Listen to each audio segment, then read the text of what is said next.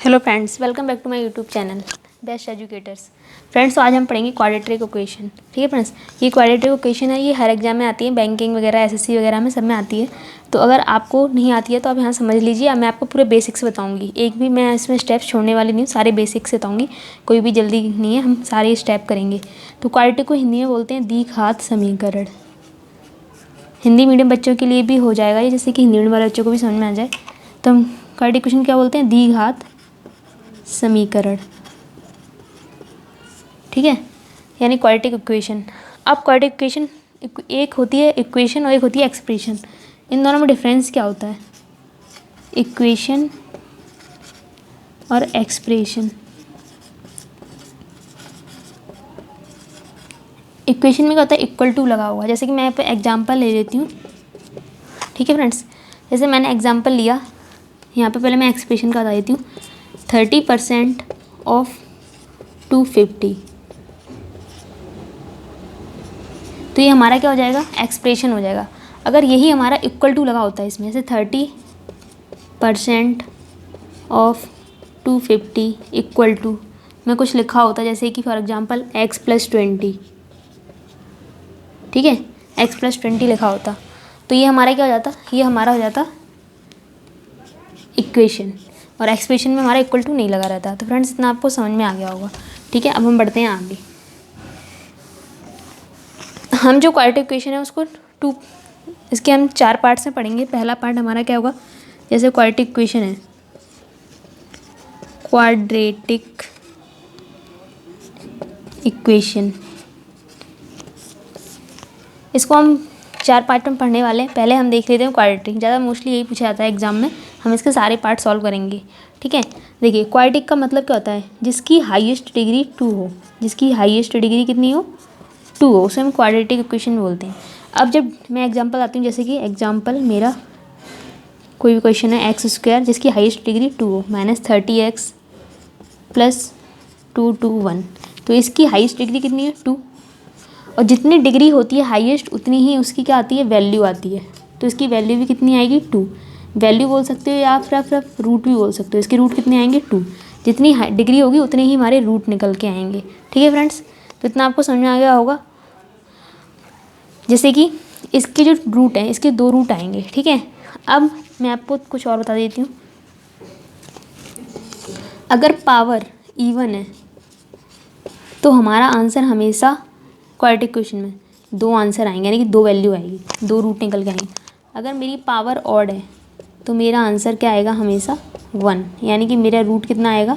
Answer नहीं आएगा, मतलब हमारी जो वैल्यू है रूट है वो हमारा एक ही निकल के आएगा। जैसे मैं एग्जांपल ले लेती हूँ इवन के लिए। अगर मेरी सपोज पावर है हमारी x² = 16, तो इसके 2 रूट आएंगे, 4 +4 और -4।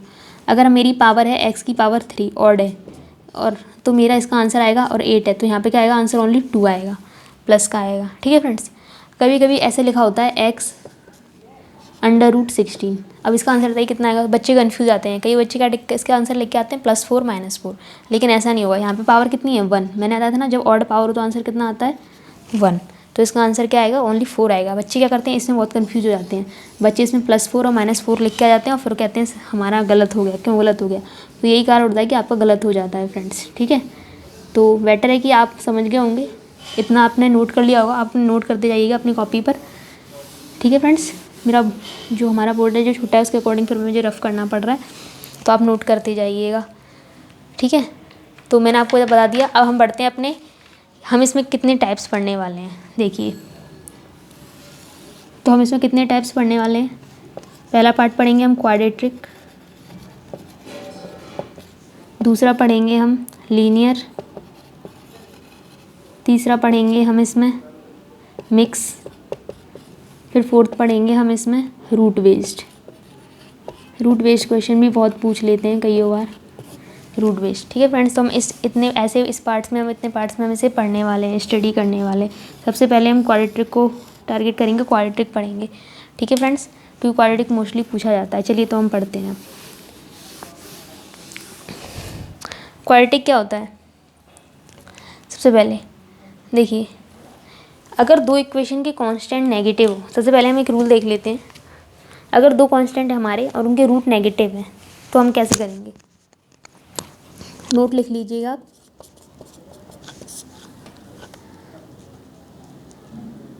If both equation have constant negative, English वाले भी लिख लीजिए। If both equation have constant negative, ठीक है। अब ये लिख सकते हैं, या फिर हिंदी वाले ऐसे लिख सकते हैं।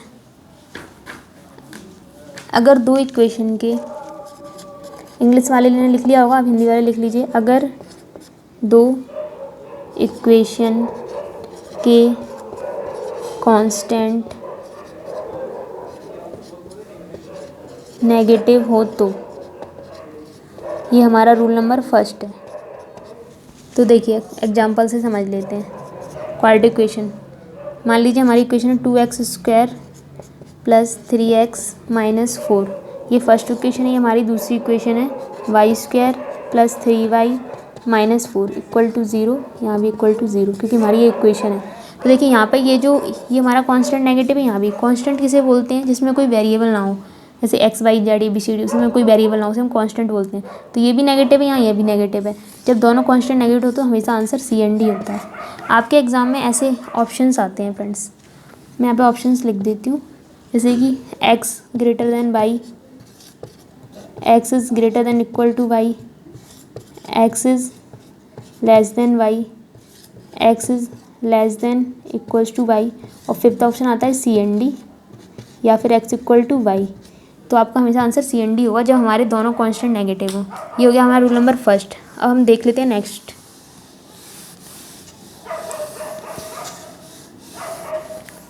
ये आपने नोट कर लिया होगा। नेक्स्ट देख लेते हैं। नेक्स्ट जैसे कि हमारे, अब हम फैक्टर, बच्चों को फैक्टर निकालने में बहुत प्रॉब्लम आती है। फैक्टर कॉन्सेप्ट्स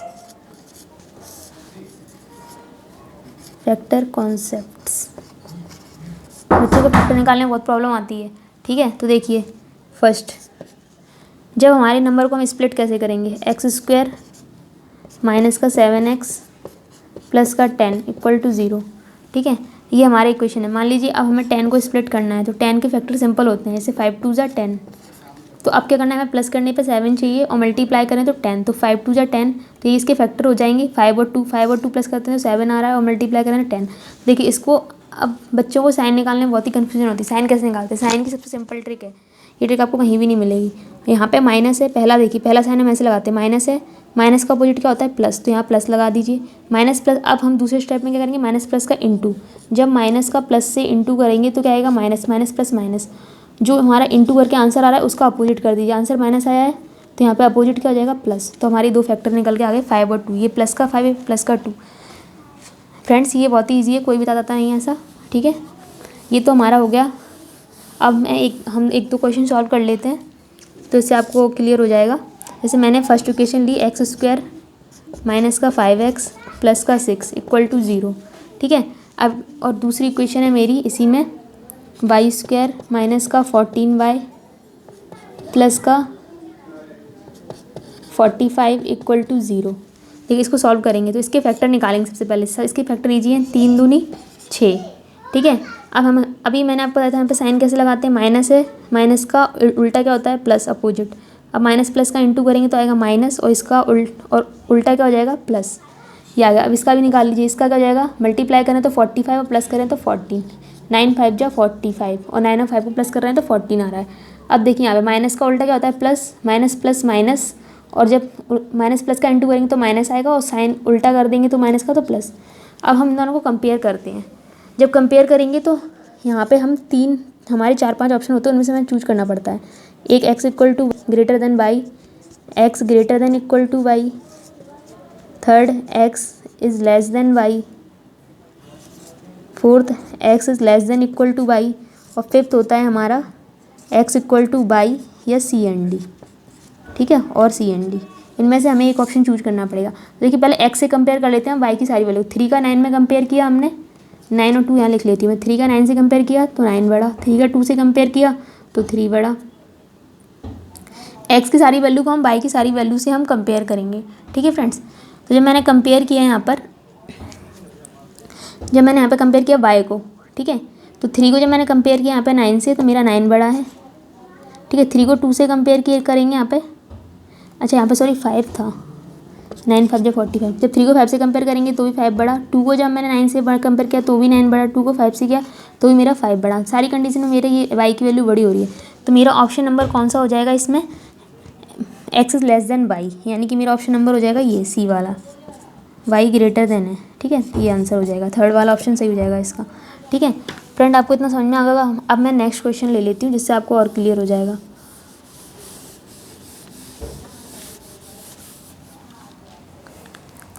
जैसे कि अब मैंने कोई दूसरा एग्जाम्पल लिया, x² माइनस का 4x माइनस का 21, दूसरा इसी का है y² माइनस का 10y प्लस का 16 इक्वल टू 0। देखिए तो 21 है, इसके फैक्टर करिए 7 और 3। अब 7 और 3, 7 में से 3 जाना चाहिए तो माइनस का 4 आना चाहिए, तो यहाँ पे क्या हो जाएगा 7, और 7 और 3 का मल्टीप्लाई करें तो 21, 7 21, 7 में से 3 गया तो 4। अब ये तो सिंपल फैक्टर तो हमने कर लिए। अब इसका साइन देखिए, माइनस, माइनस का उल्टा क्या होता है प्लस, जैसे मैंने आपको बताया। फिर माइनस माइनस का इंटू करिए, क्या आ रहा है प्लस, प्लस का अपोजिट क्या होता है माइनस, तो हमारे दो फैक्टर यहाँ से आ गए 16। तो यहाँ पर देखिए 4 और 4 मैंने स्प्लिट कर लिया, लेकिन जब मैं 4 को प्लस, यहाँ पर क्या है माइनस है, 4 को जब प्लस कर रही हूँ तो यहाँ पर 10 नहीं आ रहा है, क्योंकि मुझे यहाँ पर जब माइनस प्लस है, जब भी माइनस प्लस होता है तो हमें ऐसा साइन चाहिए होता है माइनस माइनस प्लस, तो ये दो साइन देखिए, तो मुझे प्लस चाहिए, लेकिन 4 को प्लस करूँ 10, तो ऐसा करिए इसको फर्दर और स्प्लिट कर लीजिए। 4 और 2 और स्प्लिट कर कैसे कर सकते हैं, 2 × 2, और इसको 4 ही रहने दीजिए। अब करके देखिए 4 2 जा 8, 8 2 जा 16 हो रहा है, और 8 और 2 10 भी हो रहा है, यानी कि हमारे इसके दो फैक्टर बन रहे हैं 8 और 2। ठीक है, तो अब मेरे इसके क्या फैक्टर बन गए 8 और 2, तो मैंने इसको फर्दर डिवाइड कर लिया 4 2 और 4 में, तो 8 और 2। अब देखिए माइनस का है तो ये प्लस का हो जाएगा उल्टा, माइनस प्लस होता है माइनस, माइनस का उल्टा क्या होता है प्लस, तो ये दोनों प्लस के हो जाएंगे 8 और 2। ठीक है, अब हम करते हैं कंपेयर, तो ये मेरी x की वैल्यू है, अब मेरी y की वैल्यू है 8 और 2। 8 को 7 से कंपेयर किया तो 8 बड़ा, 8 को 3 से कंपेयर किया तो 8 बड़ा, प्लस 2 को, ठीक है, प्लस 7 को 8 से कंपेयर किया तो मेरा क्या बड़ा 8। अब माइनस 3 को 8 से कंपेयर करेंगे तब भी ये बड़ा है।